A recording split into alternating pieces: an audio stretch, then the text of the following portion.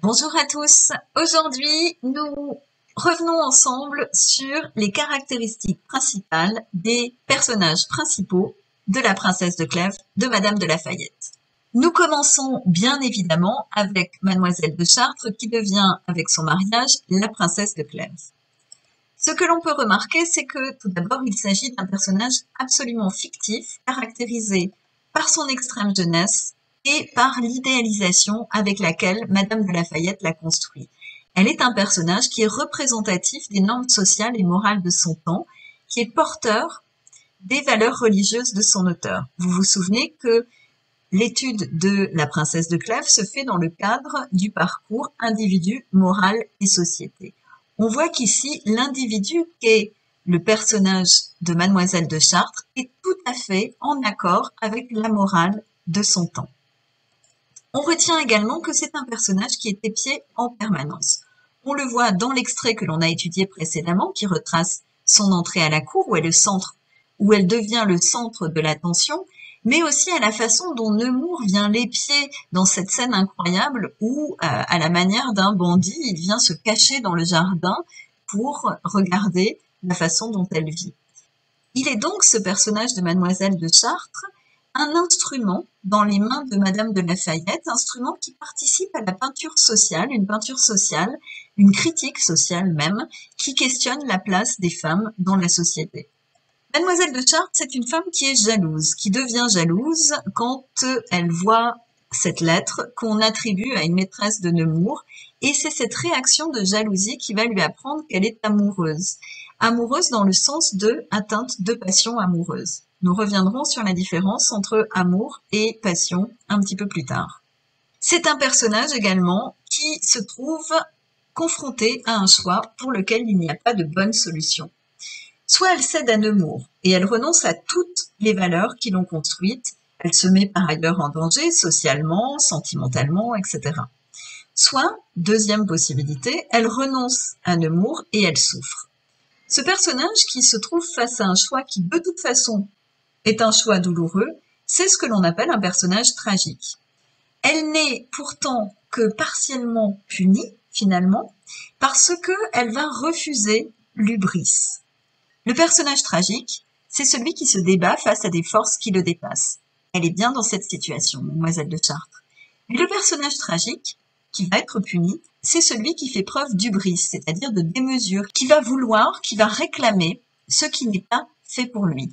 Or, Mademoiselle de Chartres, elle ne va pas faire preuve d'hubris, elle va faire le choix de la mesure, elle va faire le choix de la raison face à la démesure. Elle est donc une héroïne tragique qui ne sera pas punie.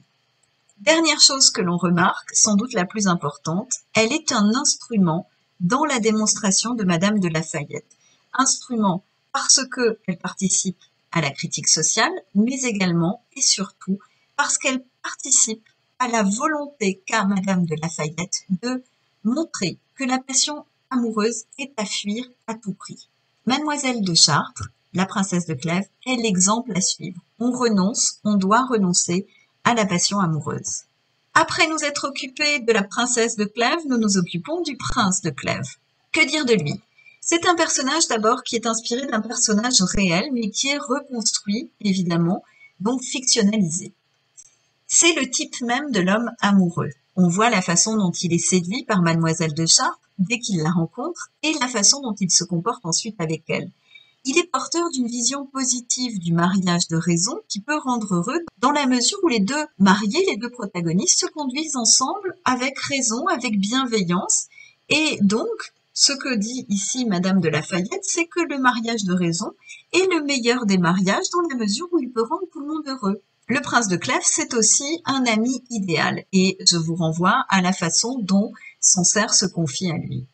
Mais le prince de Clèves, il meurt finalement d'avoir aimé. Et quand il meurt d'avoir aimé, il prouve finalement que son amour n'était pas un amour raisonnable, pas un amour de raison. Je vous rappelle que l'on se situe toujours au cœur d'une pensée janséniste. Finalement, l'amour qu'il apportait à sa femme, c'était un amour qui était une passion amoureuse. C'était une passion amoureuse, donc vouée à la souffrance.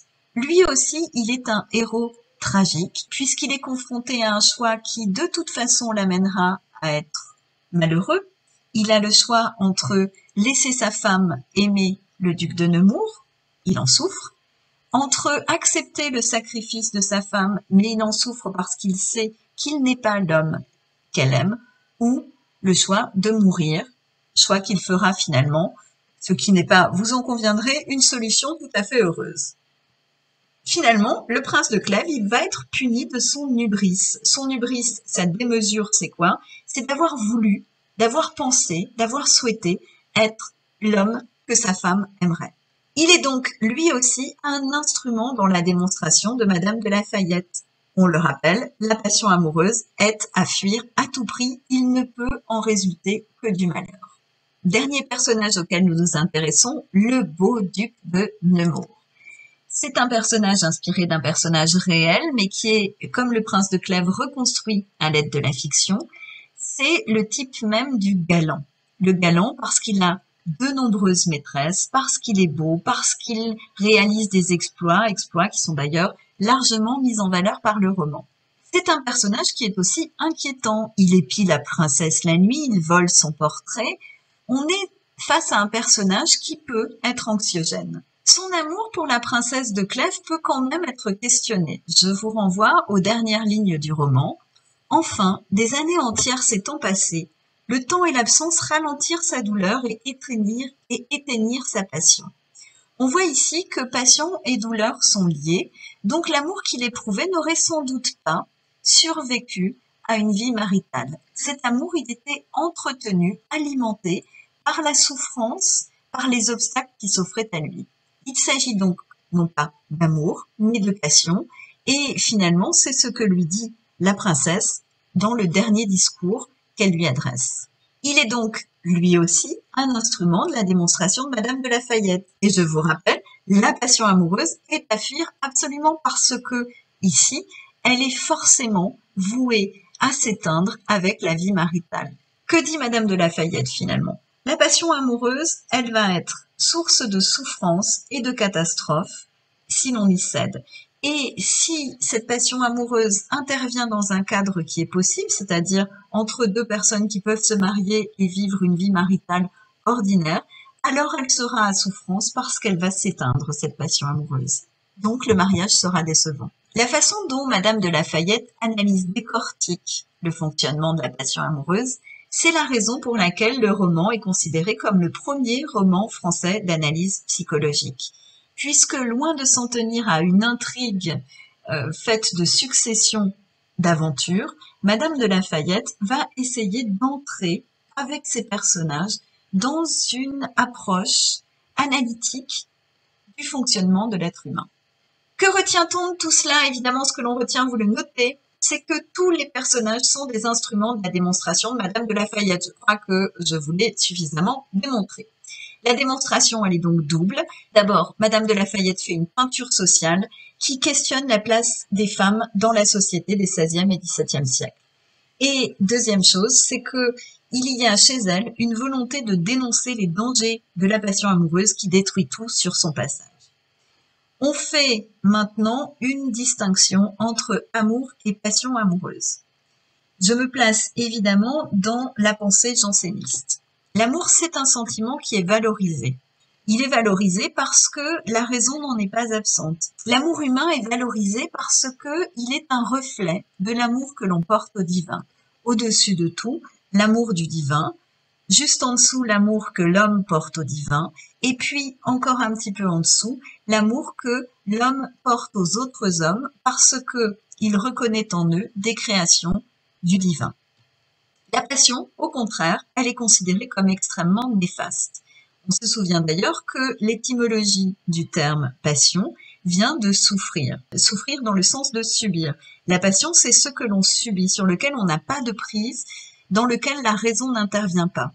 Elle s'oppose à la raison et elle est dévorante. En clair, la passion, elle va bouleverser l'ordre des choses. Elle éloigne du divin parce que la passion amoureuse, elle va finalement ériger un être, l'être aimé, en fausse divinité. Elle éloigne donc de l'amour pur que l'on est censé porter au divin.